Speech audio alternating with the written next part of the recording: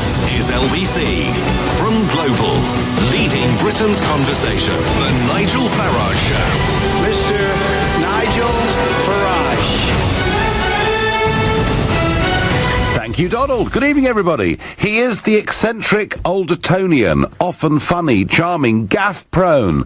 He makes us laugh. Some people he makes shout when they listen to him or see him on the television. But he is the one and only Boris Johnson. He is something of a one-off.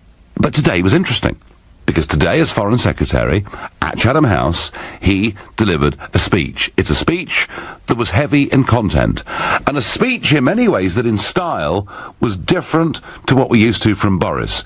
It was scripted. It was really quite professional. And he backed Donald Trump's approach to the North Korean crisis, insisting that the White House has an absolute duty to protect the USA. Have a listen and see if you agree with me. This is a more statesmanlike Boris Johnson. Kim Jong-un and the world need to understand that when the 45th President of the United States contemplates a regime led by a man who not only threatens to reduce New York to ashes, but who stands on the verge of acquiring the power to make good on his threat, I'm afraid that the US President, whoever he or she might be, will have an absolute duty to prepare any option to keep safe not only the American people, but all those who have sheltered under the American nuclear umbrella. Slow, deliberate, scripted, professional, serious, intent, and he went on to say that dialogue and diplomacy should remain open. That diplomacy has helped to make the world safer, more secure, more confident, and therefore more prosperous.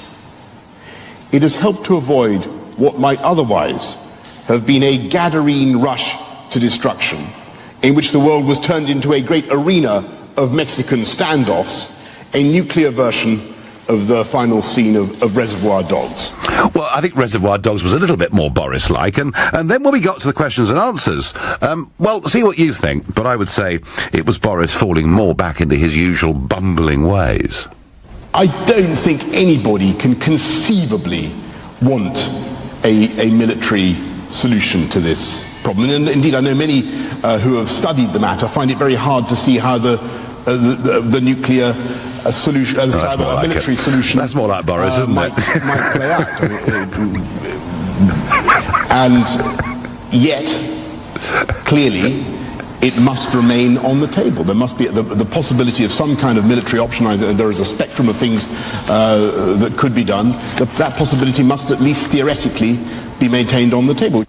Well, Reservoir Dogs and bumbling and stumbling shows you that however hard he tried to be the statesman, he still at heart was Boris. But we did see a different type of Boris today, less of a joker, you might say.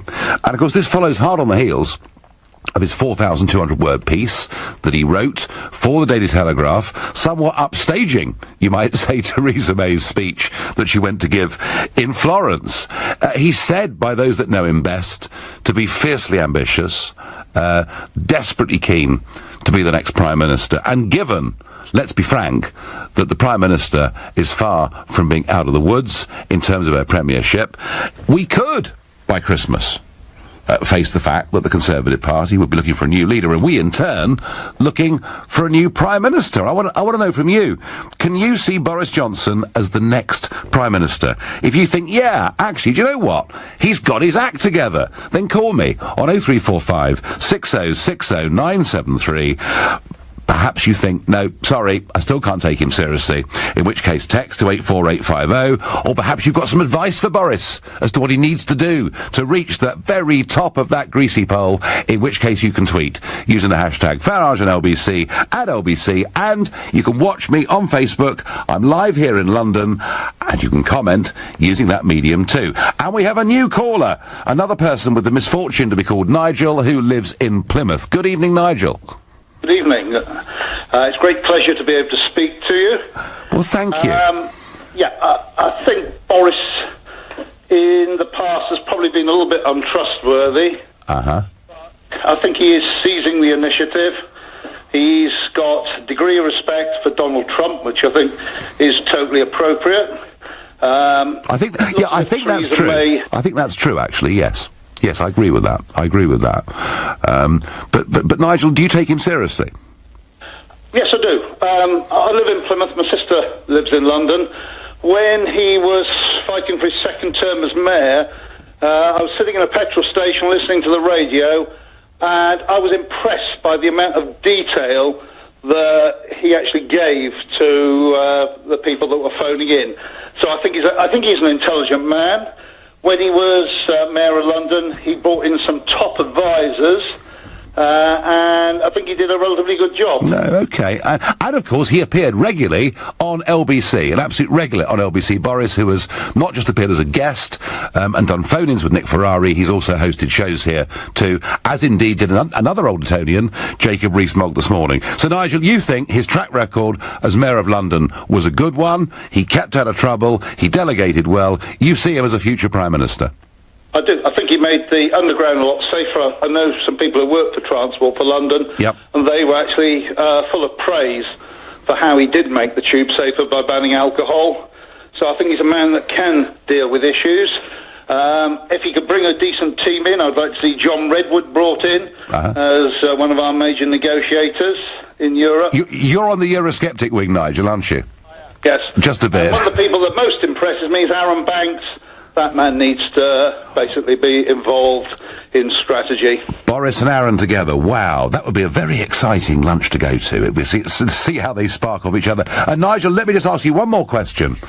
There are some that say that Boris would be unsuitable for the top job because of some aspects of his private life.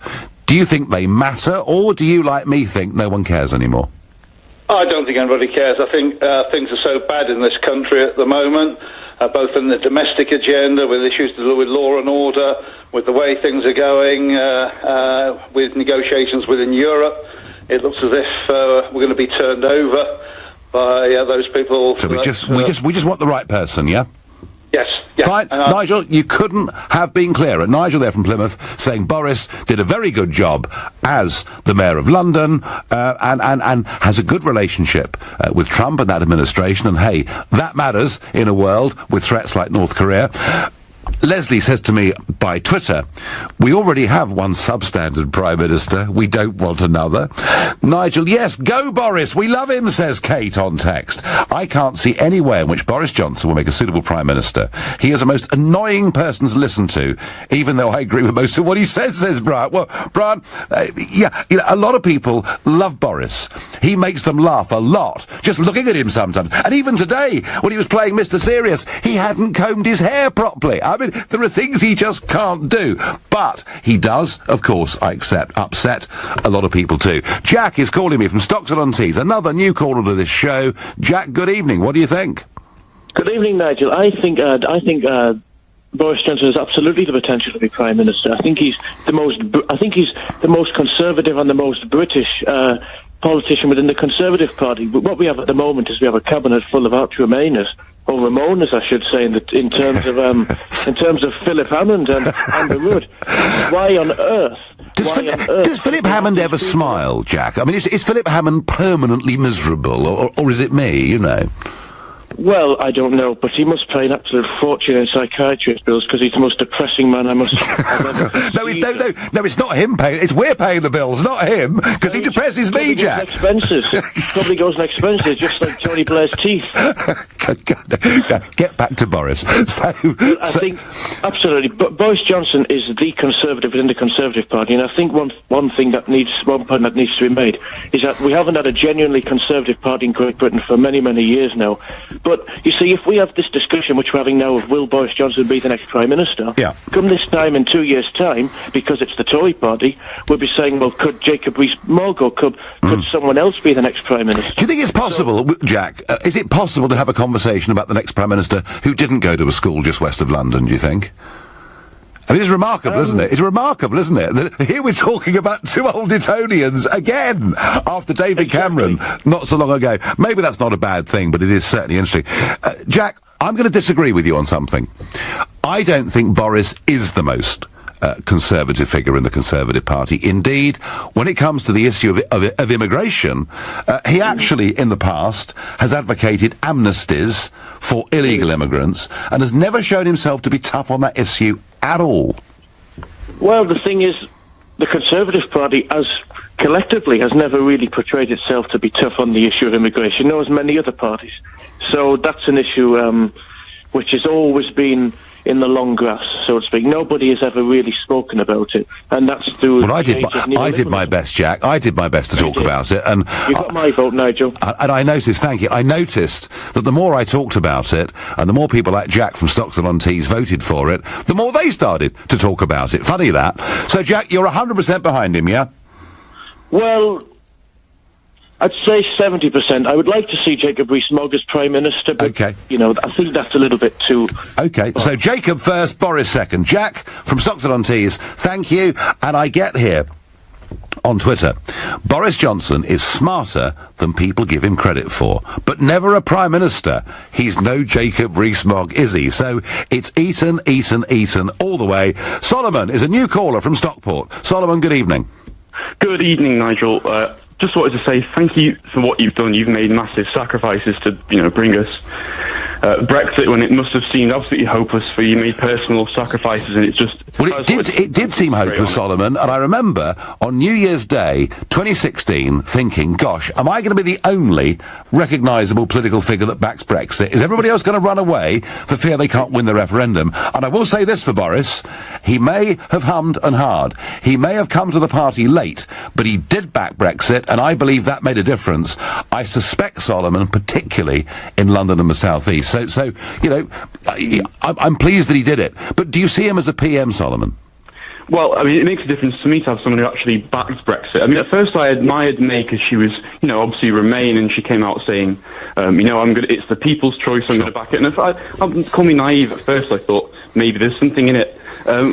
With May and Cameron, the impression I get is they're very sort of... I don't see any sincerity from them. I think they're very good at feeding, you know, telling the lines they've been fed. I think Bojo is a bit too sort of buffoonish, such that we do see a human side to him. I think he just end up, you know, blurting out things that he's not meant to do. I can't see it. He's very good at that, isn't he? Mind you, you could argue that the US president says some things that are pretty unconventional, and sort of a mini Trump has just won the election in the Czech Republic. So maybe, Solomon, maybe we're moving on to different times. I thank you very much for your call. You're listening to the Nigel Farage Show, exclusively on LBC. It's 7:16.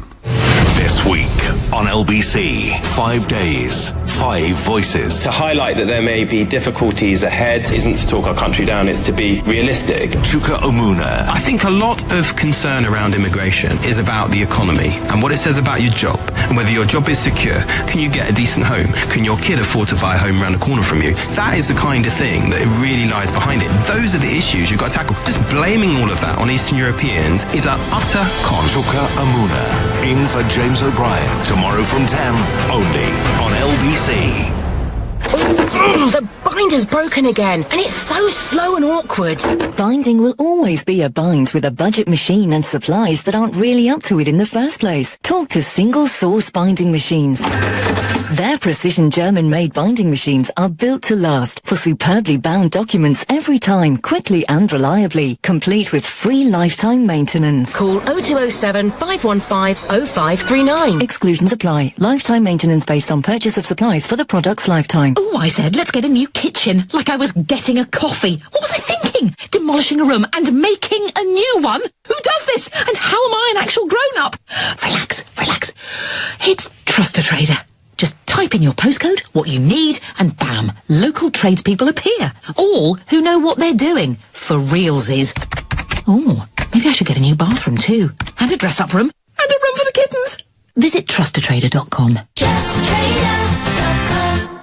You're not perfect.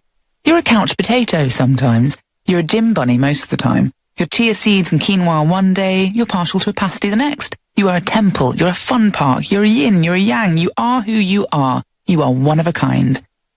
And at HealthSpan, we celebrate your individuality. However you look after yourself, HealthSpan have the vitamins and supplements to help you be you. Visit healthspan.co.uk today. HealthSpan. Go on you. Hi, you've reached Tom's voicemail. I can't come to the phone because Season 8 of Fox's The Walking Dead is about to stream on Now TV. I've been looking forward to this and I'm not missing it. So, leave a message. Although the Now TV Entertainment Pass does have over 250 box sets to watch. So maybe, don't call me, I'll call you. To get your 14-day free trial of the latest shows, including The Walking Dead, search Now TV. 18 plus, new customers only, pass auto renews at $7.99 a month unless cancelled. What's the smart way to enjoy a break from the ordinary? Aer Lingus flies to Dublin from London Heathrow and Gatwick from morning to night. So you could take a stroll around Trinity College, visit the picturesque fishing village of Howth, or enjoy the breathtaking view from the Dublin mountains. Then, round it all off with some live music in the bustling city centre. Fly from Gatwick from just $32.99 each way as part of a return trip. Smart discovers Dublin. Smart flies Aer Lingus. Book now at airlingus.com. Offers subject to conditions and availability. What if you could get that winning feeling every single month? With NS&I's premium bonds, every month you could win tax-free prizes from £25 up to £1 million.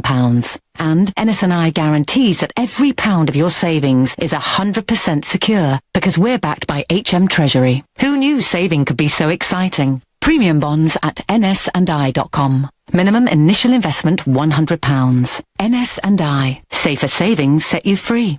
The Nigel Farage Show on LBC. Call 0345 6060 973. It's Boris night here on the Nigel Farage Show, and we were asking you, after that speech he gave today, when he came across as rather more statesmanlike and scripted and serious, and furthermore was prepared to tackle the tough question of North Korea and what Trump should do, is he ready to be Prime Minister? Now, Ralph says to me by text, Nigel, quit making a fool of yourself. One silly speech and Boris is your hero. When he says something silly tomorrow, as he surely will, what then? Ralph, I haven't given you my opinion yet, so I'm not saying I was won over by his speech, but I will give you my opinion. I first met Boris back in the 1990s when a very good friend of mine, who I worked with in the commodities business, a chap that had been at school with Boris all the way through in Eton, introduced me to him. We had a couple of lunches. At the time, I was completely unknown. He was a little bit known, but not really that much. He was enormous fun to be with, full of anecdotes, humour, wit. Thoroughly enjoyed both the times we had lunch and got together. Good fun. Lunches that ended later than I think lunches in the business world do these days.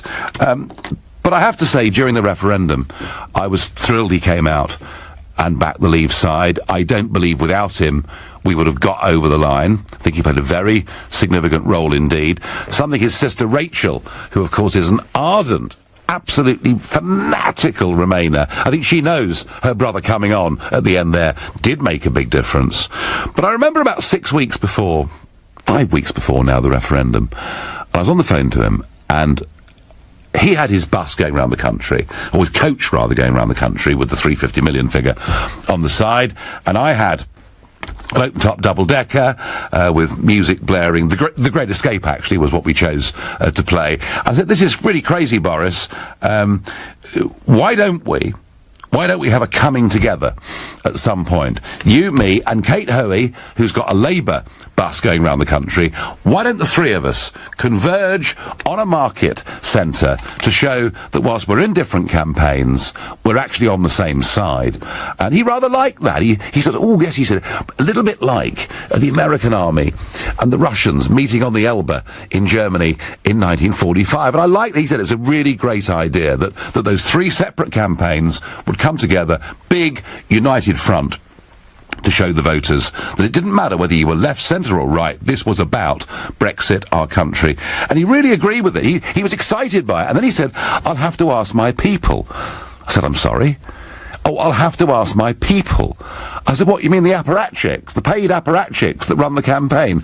Oh, well, I'll have to check with them. I said, you could be Prime Minister in 6 weeks' time. Can't you make a decision? And you know what? He couldn't. And that does worry me a little bit. I'm not sure he is good at making decisions. I see him rather like a political butterfly. He's here for a bit, and then there's a prettier flower over there. And I'm not sure, I disagree with the earlier caller we had, I'm not sure, actually, in terms of political philosophy, he's that deeply rooted in almost anything. So is he a good thing for the country? Is he a good thing for us on the world stage? Yes, he's recognised. People know who he is. He also shows we still have a good sense of humour in this country, which is no bad thing. Is he a good ambassador for Britain? Overall, I would say absolutely yes. Do I see him as a Prime Minister? Personally, I don't. So there you go, Ralph. You jumped the gun with that text a bit, didn't you? Lee is calling from Aberystwyth in West Wales. Lee, good evening. Good evening, Nigel. How are you? I'm very well. I've just said what I've said, Lee. I like Boris. I respect Boris. I think he's got a great intellect, huge personality. I think he's great for the country. It's right he should be in the cabinet. I just don't see him as Prime Minister material, Lee. What do you think? Well, just first of all, let me thank you on a personal level for all that you've done to bring us, this close to our independence so far. I'd just like to thank you. Thank you. I'm a great fan of you. We're not quite there yet, Lee. There's a little bit of spade work left, I think. But anyway, this close, anyway. No, I'd just like to share just for this debate that. So far, at university, there's a tutor I've got. I'm not going to mention names, but basically he was a researcher who worked very closely with Boris Johnson in the previous years. And he said that the very moment that you underestimate Boris Johnson, the way he likes to act a bit like the guy, he likes to mess around a bit. That is exactly where he wants you to be. He's got you in his arms at that very moment. He's a very smart individual. But I just thought I'd like to share that. Yeah, no, well, Lee, I think, if you get comments from people that have worked closely, and clearly as a researcher he would have worked closely. I take that, Lee. I take that point, and the fact you kept it anonymous I think is absolutely right and correct and proper. Lee, thank you. Second caller we've had. One previously saying he was a good mayor of London, he delegated well, and Lee spoke to one of his researchers who said, basically, don't underestimate him. Chris says, I can see Boris as PM. He's not like the other politicians. He knows his flaws and admits when he's wrong. Yet he's often had to say sorry, hasn't he? Various cities in the country that he's been derogatory about, and he's had to apologise. Boris for Prime Minister, even if it's just to scare the life out of the EU Commission, says Philip. Well, certainly, I can tell you, in the European Parliament, they are much happier with Mrs May than with somebody who was a genuine Eurosceptic, and that wouldn't really matter whether it was Boris or perhaps even David Davis. David Davis for PM, he's a leaver, not like Mrs May who wants to stay in. So I do think Brussels are much happier with May than they would be if it was Boris. Joseph is calling from Finchley. Joseph, good evening. Would you make a good PM? Yes, I think so. Yes, he will make a great prime minister, in my view, because of his intellectual clout. Although he does sometimes, he seems to be hesitating in saying certain things. But in general, the personality he has will show up when he is in a big role as prime minister, I think, and especially considering all the reasonings he made in the article he published in the Telegraph, and also the arguments he has made so far, and I've listened to that closely. I think he will have the capacity and also the audacity to tackle this Brexit issue, and because currently what we have is primarily hesitation and sometimes deviation from the road that we decided to go to, and we need that, I think, quite seriously. And in my view, he cannot be underestimated. No. Well, you're not the first person, Joseph, to say that this evening, and I will agree that the piece in the Telegraph, the 4,200-word piece in the Telegraph, was good. Not just that it was well written, but it actually had a vision for where the country goes post-Brexit, something that is desperately lacking from Mrs May. So, Joseph, as you can see, I'm a fan of Boris Johnson. I just don't see him being the right person for that top job. Joseph, thank you very much indeed. And Joseph, in fact, every one of them so far tonight have been new callers thus far. No way. Boris needs to be kept on a lead so he doesn't embarrass our country. International leaders laugh at him and would do with him being our Prime Minister. That's what Ryan in Bournemouth thinks. But several of you saying he couldn't do worse than Mrs May. And I've got more, Boris lacks the ability to convince large swathes of non-Conservative voters, something that Jacob Rees-Mogg would be so much more capable of doing. It's Eton versus Eton. It keeps on going. Alex is my next caller from Tower Hamlets. Is Boris the right guy to take over from May at the right time, whenever that is? Yes, I think so. I just wanted to say that you did a really good interview with the ITV this morning. Very thank you. That Sikorsky character. Thank you. I'll go straight on to Boris. Yeah. As I said to your producer, he's capable of being a Prime Minister, but with some caveats. He's got to pay attention to detail. And I do believe he's doing that. What, in terms of focusing, yeah? In general, I mean, he does come across sometimes as a little bit of a nutty professor when he speaks in Parliament. Right, okay. He's got to stop the stand a bit. Yeah. Shuffling his hair every 5 minutes. Yeah, I did say, Alex, earlier I said that his hair wasn't combed today, but I'm prepared to stand corrected, because somebody texted me in and said, no, actually, he had combed his hair, but then he'd done, as you called it, the Stan Laurel bit, and it had all fluffed up. So, yeah, he does do that. He's got the intelligence to be a Prime Minister, and he's good with people. That's the main thing. I mean, the electorate love him. I mean, I'm Tower Hamlets. I come up to Romford and Hornchurch and around that area quite a bit. Yep. And he's absolutely loved up here. So, Alex, there's no doubt. There's no doubt that he does. In many, many people, he makes them smile, they like him, they respect him, they see his intellect. I thank you. Lynn says, Boris speaks several languages. That would help on the world stage. Not so sure, they all speak English now. Suzanne says, we love him, but not that much to have him as Prime Minister. But Alan says, and remember, there are people that think the other way, and quite a lot of them, Boris is a buffoon. He's incapable of representing us to the world. You're listening to The Nigel Farage Show, exclusively on LBC. It's 7:30 and time for the news with Philip Chrysikos. It's understood a Labour MP has resigned from Parliament's Women and Equalities Committee after making derogatory comments about women, those overweight and gay people online. Earlier, the Sheffield Hallam politician refused to step down following the posts that he made. It was Gerard O'Hara more than a decade ago. Theresa May has told MPs Brexit talks are going constructively despite reports she recently seemed anxious and begged for help from the European Commission's president. As the Prime Minister updated the Commons on her Brussels summit last week, Jean-Claude Juncker is denying leaking the account, adding he's shocked at those German press reports, adding Mrs May was in good shape and not tired.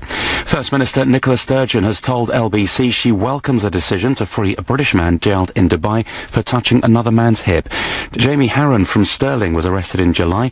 He says he's shocked and relieved at the authorities' decision. LBC weather dry this evening with rain spreading from the west overnight, a low of 11 degrees. Tomorrow, rain in Wales and the north and west of England, cloudy elsewhere, a high of 18 degrees. LBC travel on the M25 and it's queuing for over an hour on the clockwise side from junction 29 for Romford towards junction 1A for Swanscombe. That's after a lorry broke down earlier on. Now in Clapton, and it's slow moving on Lea Bridge Road. That's in both directions between the Lea Bridge roundabout and Wattersfield Road, and is following an accident earlier on. And the M4, that's queuing on the westbound side from junction 8 for Maidenhead towards junction 10 for Bracknell, and is following an accident which has been moved to the hard shoulder. LBC Travel, I'm Anne-Marie Walsh. This is LBC.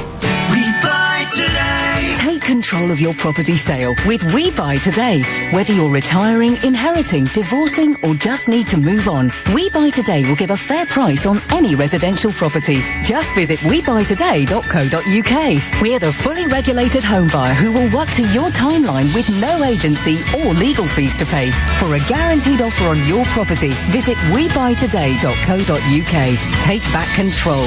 We buy today. The binder's broken again, and it's so slow and awkward. Binding will always be a bind with a budget machine and supplies that aren't really up to it in the first place. Talk to Single Source Binding Machines. Their precision German-made binding machines are built to last for superbly bound documents every time, quickly and reliably, complete with free lifetime maintenance. Call 0207 515 0539. Exclusions apply. Lifetime maintenance based on purchase of supplies for the product's lifetime. What if you could get that winning feeling every single month? With NS&I's premium bonds, every month you could win tax-free prizes from £25 up to £1 million. And NS&I guarantees that every pound of your savings is 100% secure because we're backed by HM Treasury. Who knew saving could be so exciting? Premium bonds at nsandi.com. Minimum initial investment £100. NS&I. Safer savings set you free. Divorce. It threatens the things you've worked hard for in more ways than you can imagine. Your home, savings, pension, and most of all, your relationship with your children. Don't let divorce cost you any more than it has to. Cordell & Cordell is dedicated to helping men in matters relating to divorce. Call now on 0330 60 60 161 or visit cordellcordell.co.uk. Office in central London. A partner men can count on. He's very thorough with his checks, isn't he? A stickler. Soon be on your way. One last big push and we'll have Dave unstuck from your Qashqai's footwell. Oh, there we go. Because we know every Nissan inside out, you get even greater peace of mind. So visit Nissan's used car event from the 6th to the 23rd of October, where you could drive away a used 65-plate Qashqai from £16,402. Subject to availability at participating dealers. Google Nissan Cared For to find your nearest dealer. BT Infinity is the lowest standard price it's ever been. It's got the most powerful Wi-Fi in the UK compared to other big broadband providers, so it should be super speedy even if you're up in the attic. It's £24.99 a month on a 12-month contract with $59.99 up front. Sound good to you? Join today at bt.com/deals. Be there. BT. Prices may change. Price for month 13, $34.99 a month, 30 gigabytes usage. Terms apply. To verify, see bt.com/smarthub. The Nigel Farage Show on LBC. Do you remember when Mr. Juncker came to Downing Street to have dinner, and within a few hours, out in the press were reports that Mr. Juncker thought Mrs. May was deluded if she thought she was going to get a good trade deal without paying away lots and lots of money. Well, a couple of weeks ago, the roles were reversed, and Mrs. May went to Jean-Claude's for dinner in Brussels, and blow me down if the same thing hasn't happened again. This time, in a German newspaper, it says that at their private dinner on the 16th of October, she appeared anxious, tormented, despondent, discouraged, and she begged for help. And here was Jean-Claude Juncker being confronted today about these press stories. President Juncker, hello. Hello. How are you? Can we ask about the dinner with Mrs. May? Yes. Did you tell the German press what happened? No, never. I'm really surprised, if not shocked, by what has been written in the German press, and of course repeated by the British press. Nothing is true in all this. I had an excellent working dinner with Theresa May. She was in good shape, she was not tired, she was fighting, as is her duty, so everything for me was okay. So she didn't plead with you for help? No. That's not the style of British Prime Ministers. Well, Mrs. May, if she is in good shape, certainly in better shape than Jean-Claude Juncker is. He was struggling a bit for breath there, I thought, having walked up a small flight of stairs. Twice this has happened, so my advice, Mrs. May, if you want to spread a rumour out across the whole globe, tell something to Jean-Claude Juncker and his Chief of Staff, Martin Selmayr, something in confidence. Now, end of last week, the Brussels summit, Mrs. May was there. Today, she came back to the House of Commons to give a progress report, and this is my view of just how much further forward she got at that summit. Nothing. Absolutely nothing. We're wading in treacle. We've gone absolutely nowhere. And yet she says, we don't have any agreement, but it is going to happen. We will see.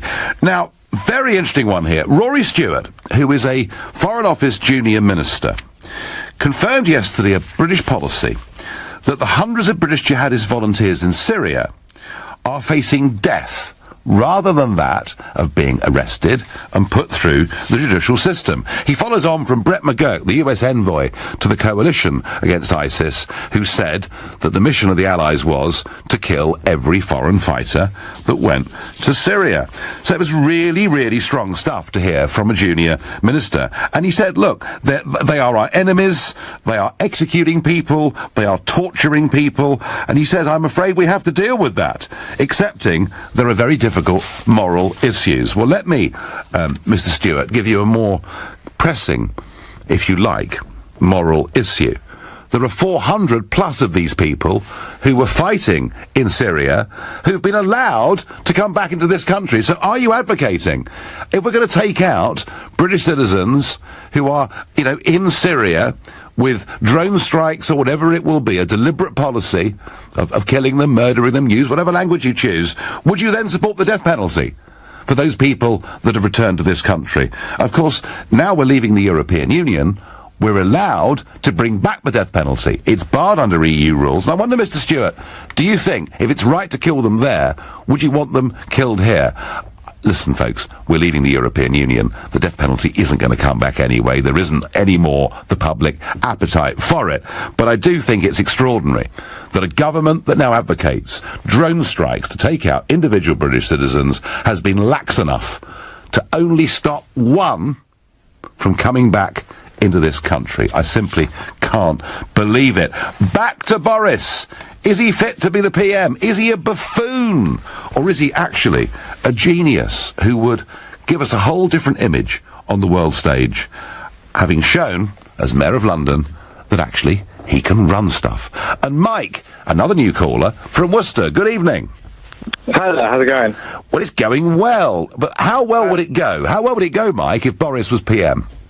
Well, for me, I mean, I feel like I'm just stepping outside of the youth demographic at like nearly 30, but even so, I look at Boris and I like to laugh at him. I enjoy him as a person, and that makes him unfit to lead a country. Do you laugh, Mike, at him, or do you laugh with him? No, I laugh at him, and that's the worrying thing. Right. And this is the thing with all, like, you've got Theresa May clearly that I can't relate to. I come from a background where I don't understand. They don't relate to me at all. And then I look at Boris and I think, well, he's from the same background, but now I'm laughing at that background. I just can't. Is your comment, Mike, is your comment based on the fact that his home county's Eton? Is that what you're saying? Yeah, it's Eton versus Eton, and I come from a small high school, and I want somebody that's normal. Well, hang on. I mean, in defence of Etonians, I'm sure some of them are normal. I've never met one myself, but no. Look. Of course, they can produce some wonderful people. It is just extraordinary, though, isn't it? In the 21st century, just how dominant that school still is in British politics. It is, yeah. And that's the thing, is that I like Boris, but like I said, I like to laugh at him. I like to look on Facebook and I think all the stupid things he's done, and they just don't come across all the things, all the good he does. So he adds to the gaiety of life, but is not the right guy to be PM, Mike. Absolutely. Terrific. Thank you very much for ringing in to LBC. Malcolm is calling from Nottingham. Malcolm, good evening.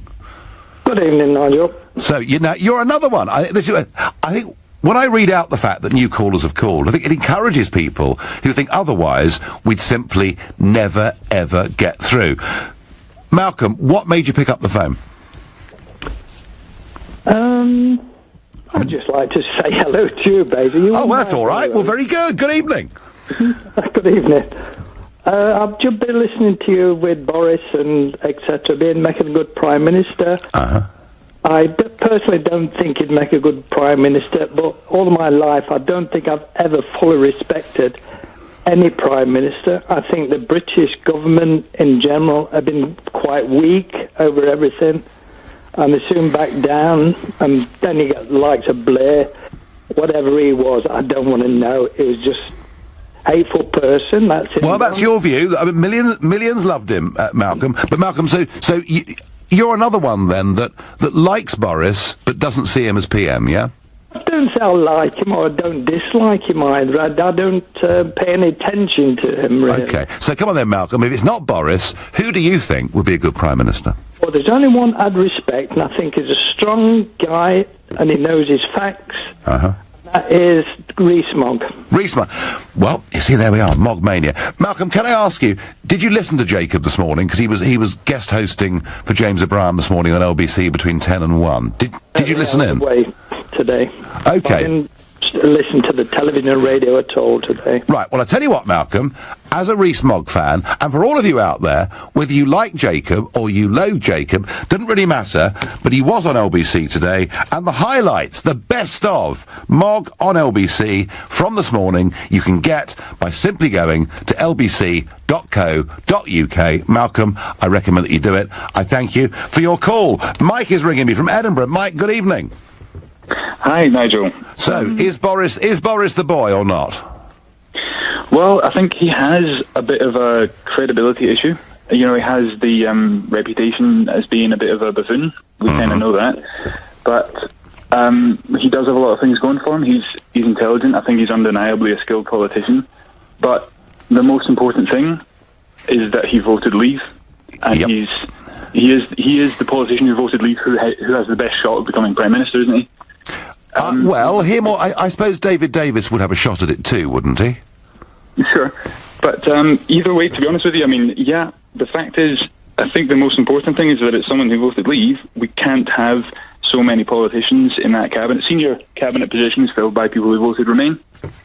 Given what's going on with these negotiations and the increasing talk there is about there being some kind of referendum at the end of all of this, it's absolutely essential that it's someone who actually believes in Brexit.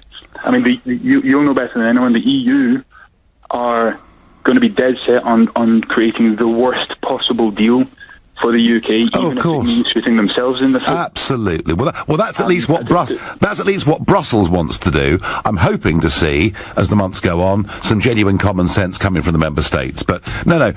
Listen, I agree with you, Mike, completely that it does need to be a lever that takes us through and actually takes the ship of state and turns it around by 180 degrees, because that's what the Brexit referendum told the government to do. You need somebody with belief. So, as far as you're concerned, Mike, it could be Boris, yeah?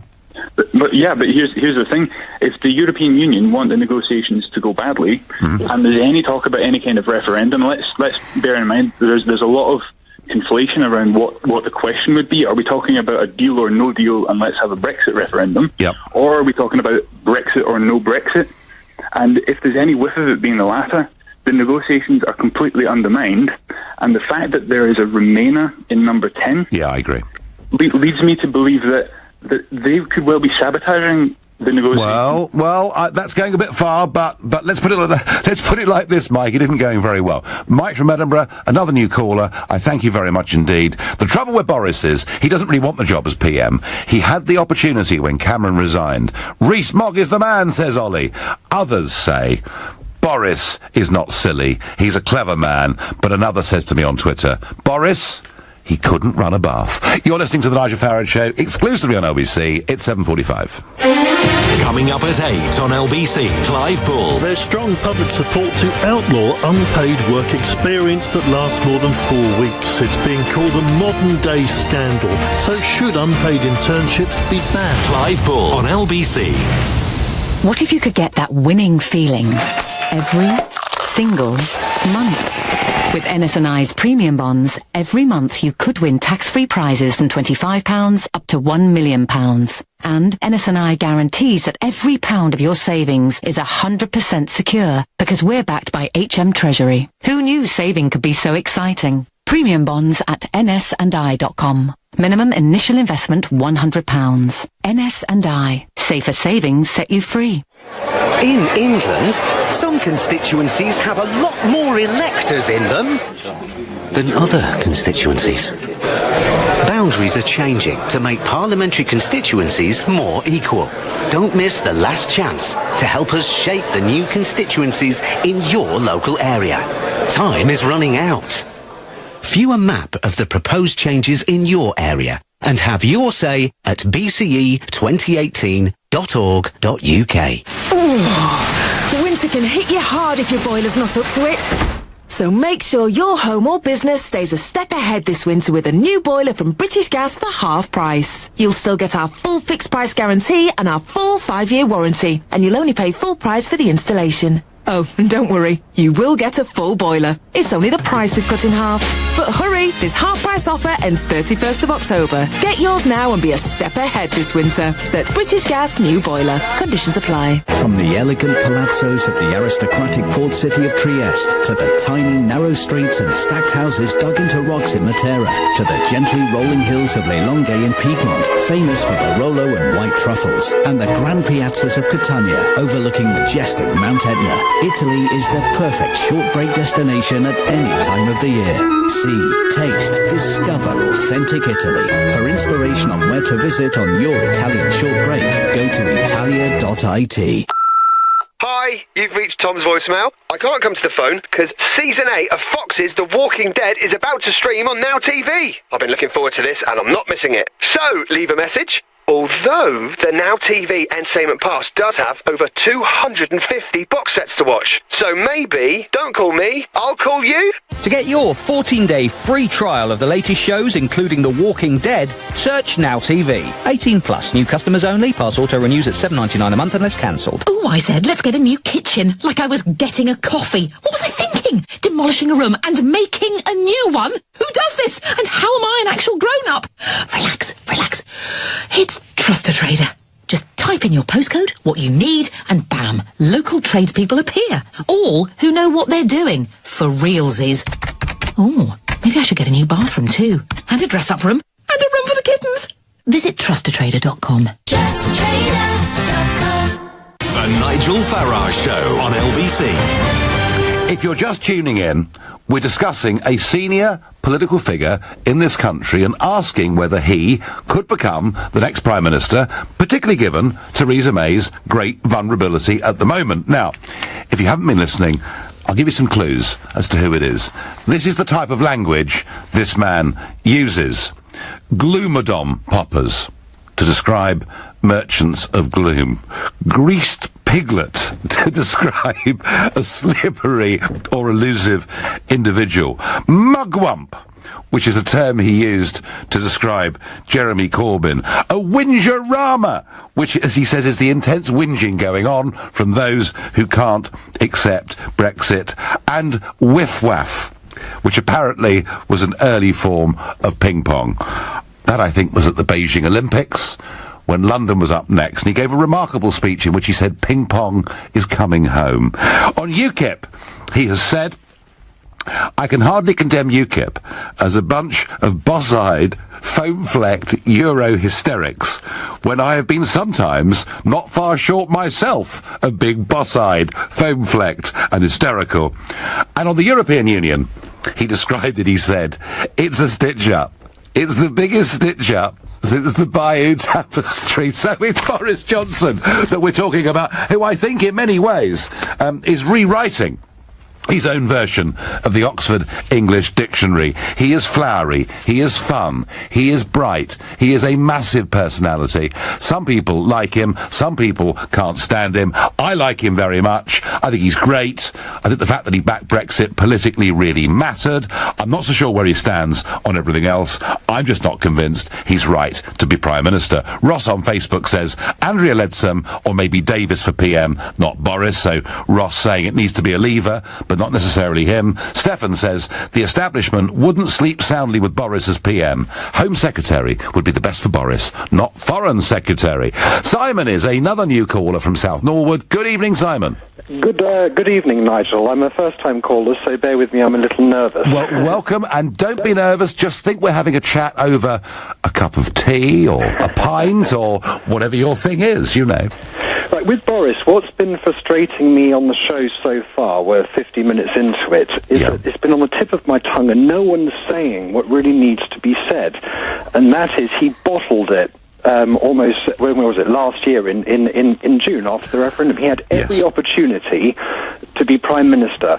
And for me, he lacked courage and he lacked guts. Now, let's look at Margaret Thatcher in 1975. It didn't look like she had a chance when she challenged Ted Heath, for those of you that can remember that far back. I don't patronise anyone. Let's look at David Cameron in, when was it, 2005 in November? He was the outsider. David Davis was going to be the leader of the opposition. That's what everyone said. It didn't happen. So, to me, it's absolutely essential that someone has the courage, the tenacity and the sheer guts to actually put themselves above the parapet. Well, Simon, you have brought together very well a couple of things that I've said. I said earlier on the show that I found him in the run-up to last June to be indecisive. Yeah. I also later on described him as a butterfly, didn't I? Okay. Yes. And you then have gone back to that period and said that he bottled it. So what happened? What happened? We've had the referendum result on the Friday morning, all right? Yep. Cameron has resigned at 9 o'clock dramatically in Downing Street. There is a leadership contest or coronation about to happen. Andrea Leadsom had said to Boris that she was more than prepared to support his bid for leadership, provided she became the Chancellor of the Exchequer, and he was to let her know by text by a certain time on Saturday whether that was the case or not. Guess what happened, Simon? Well, I wasn't aware of that at all. Hang on, well, let me finish it through, because it backs up everything you have precisely said, bringing together my earlier points. So where was Boris on the Saturday? Playing cricket. And probably having a few beers and a good day, and he never ever got back to Andrea Leadsom. It simply slipped his mind. She took that as a sign that she was not going to be part of his main team, and in the Sunday newspapers we got the announcement that Andrea Leadsom was going to have a run to be Prime Minister. That run didn't last long, but Boris had lost support. Gove had decided that he wasn't suitable, and I think that sums up, in a way, Simon, why I don't think he's right to be leader. He is indecisive. He does move around on issues. You know, I like him as a person. Simon, I'm pleased you picked up the phone call. You're absolutely right, but he didn't bottle it. He blew it. All right? He blew it. He had an opportunity there, and just through a combination of disorganisation and laziness, the chance slipped. Simon, thank you for your call. Do call the show again. I thank you very much indeed. Dave is calling me from Shrewsbury. Dave, good evening. Good evening, Nigel. So, is Boris the right man to be our PM? No, I don't think he is. I think you've just, in your few words just now, I think you've encapsulated exactly what I think about Boris. Yep. He changes his mind. He doesn't know where he's going. He tends to hunt with the hounds and run with the hare. Mm-hmm. But I think the best candidate would be David Davis. Yeah. And I think alongside him as EU negotiator, because obviously he wouldn't do that, I think Jacob Rees-Mogg would be a perfect EU negotiator. And I think David Davis has had his wings held back a bit by the Remainers in the cabinet and the Prime Minister, because I don't think he's been given a free rein to do what Isn't he, what Dave, he wants to do. He looks like he's there stuck piggy in the middle, doesn't it, really? He does, yeah. You know, he's got a divided cabinet, and he's, I agree with you. I think he's in a very difficult position. He is, but I think if he got the freedom, then I think he could do a great job as a negotiator, but I think he would be even better as Prime Minister, frankly. Right, Dave from Shrewsbury, another new caller. Thank you for that very clear point of view. Walter disagrees with this entire programme and this entire debate. He says, no, Nigel, he's doing his job as Foreign Secretary and sticking to his brief, which is where he should stay. Theresa May is the Prime Minister until 2021. Walter, I'll give you my mobile phone number after the show. At evens, I'll have any bet you want, all right? And I mean any bet you want that she is not there in 2021. She may not be there even by the time Christmas comes. She's in big trouble. And the fact she appeared before the House of Commons today and couldn't report any progress whatsoever, to be teased and tormented and torn to bits by Jeremy Corbyn, says to me about all we need to know. And my last caller this evening on this subject is Stuart from Putney. Stuart, good evening.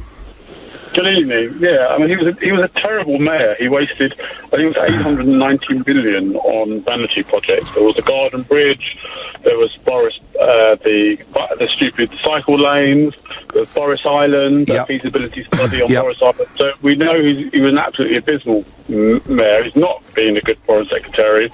He's definitely not. He's got no qualifications at all. He's fine as a journalist, and that's about it. Well, he's actually a very good journalist, isn't he? And a good writer. And I bought and read at Christmas. I was given at Christmas and read his up-to-date book on Churchill that he's done. Tell you what, it's a great read. It's a complex subject. He's written about it beautifully. He's great at all those things. I'm pleased you phoned about the Mayor of London thing, because a couple of callers had said what a great job he did. I've got to tell you, Stuart, those cycle lanes, if you try and drive now from, say, Westminster out through the east of London, you know, heading out towards the M11 or whatever it may be, you've got to allow 40 minutes to get past Tower Hill. Because in the middle of the day, there's not a single bike on those roads, and yet there's a huge, huge cycle lane. Stuart, I thank you. Great debate from everybody. Lots of passion, lots of belief. Nothing I've said tonight have I said wishing in any way to be unkind about Boris. I like him, but I'm not sure that he really has a great political philosophy behind him. I'm not sure he's decisive enough. He'll be a major part of public life for many years to come. I'm pleased about that. I simply don't see him as PM. You've been listening to The Nigel Farage Show on LBC. I'm back tomorrow night at 7. Coming up tonight at 10 o'clock, it's Ian Collins. But up next, it's Clive Bull. Nigel, thank you. And coming up at 9, we've got the business hour, so it's your chance to get some advice from our business expert, Emma Jones.